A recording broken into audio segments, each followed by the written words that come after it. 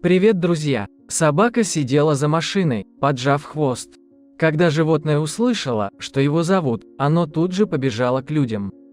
Собака махала хвостом, показывая свои благие намерения, вот только ее взгляд был несчастным. Животное не сопротивлялось, когда на него одели поводок. Стало понятно, что не так давно у питбуля был дом и хозяева. Собака приучена к поводку и прогулкам. Волонтеры обратили внимание на то, что по всем признакам, девочка не так давно стала мамой и выкармливала малышей. Люди понимали, что ей слишком сложно жить на улице и были полны решимости ее забрать, вот только у собаки был свой план. Собака совсем не хотела уходить с людьми, более того, она начала их звать за собой. Девочка побежала вперед, едва удостоверившись, что волонтеры следуют за ней. Было понятно, что питбуль понимает, куда идет. Вскоре собака привела людей к частному дому. Люди постучали в дверь, когда вышел владелец дома, они начали расспрашивать его о собаке и ее малышах. Мужчина рассказал, что хозяин питбуля попал в тюрьму, а он взял на себя заботу о собаке и малышах.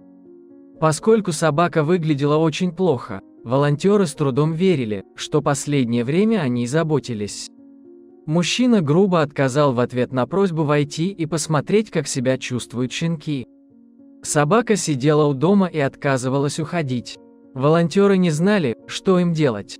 Они не могли оставить собаку на улице, но и не могли силой забрать щенков. Было решено, что собаку отвезут в приют, а затем вернутся к этому дому и попробуют еще раз пообщаться с его хозяином. Когда волонтеры вернулись к дому, пошел сильный ливень. На пороге перед дверью была огромная лужа. Было решено, что разговаривать с мужчиной пойдет Лаура, а двое ее спутников подождут у дверей. Лаура подошла к двери, хозяин дома впустил ее, решив, что оставить девушку мокнуть на пороге невежливо. Через время Лаура вышла к своим спутникам, неся в руках пару рыжих и пару черных щенков. Вскоре малыши воссоединились со своей мамой. Друзья, поддержите мой небольшой канал лайком и подпиской. Спасибо за просмотр, увидимся в следующих выпусках на канале о наших любимых с вами животных.